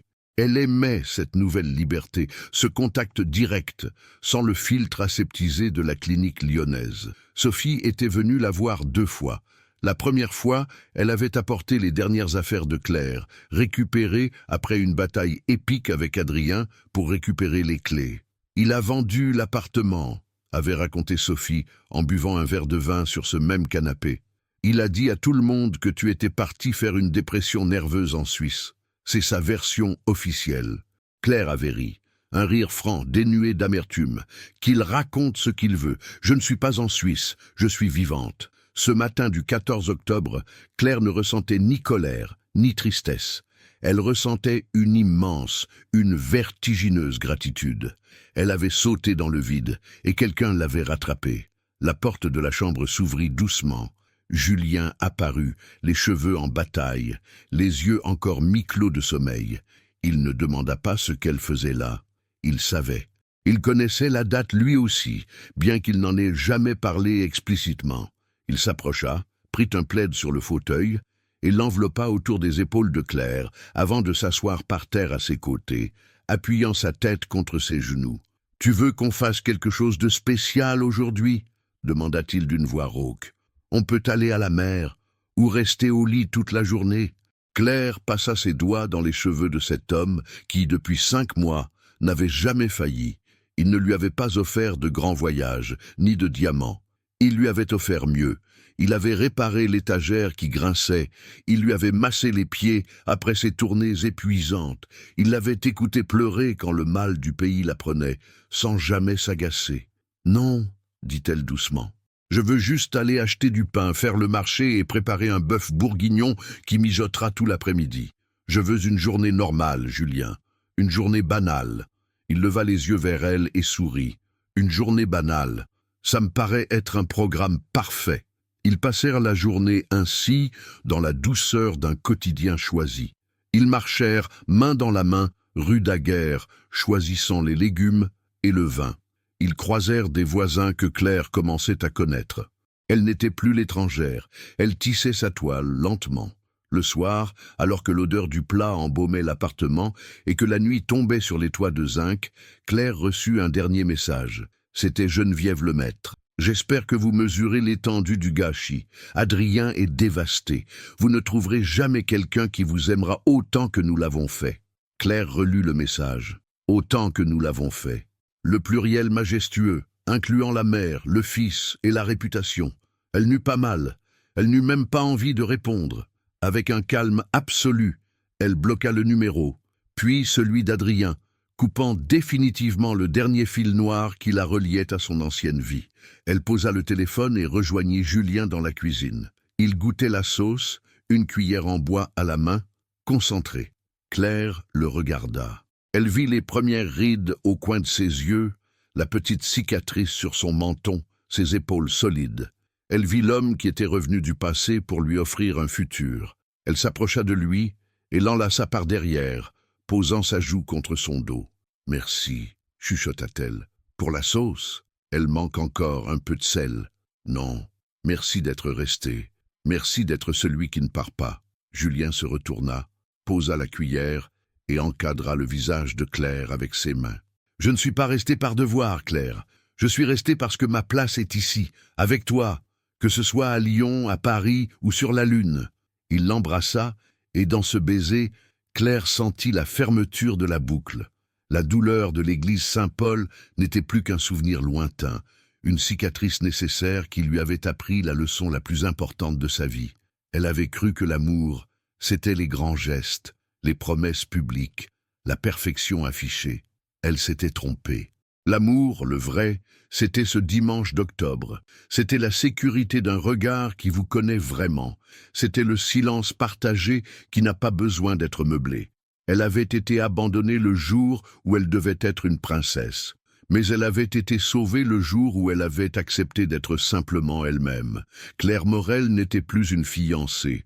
Elle était une femme aimée. Et tandis que Paris s'endormait sous la pluie d'automne, elle sut qu'elle n'aurait plus jamais froid. Car le véritable amour ne vient pas pour impressionner, il vient pour prendre soin.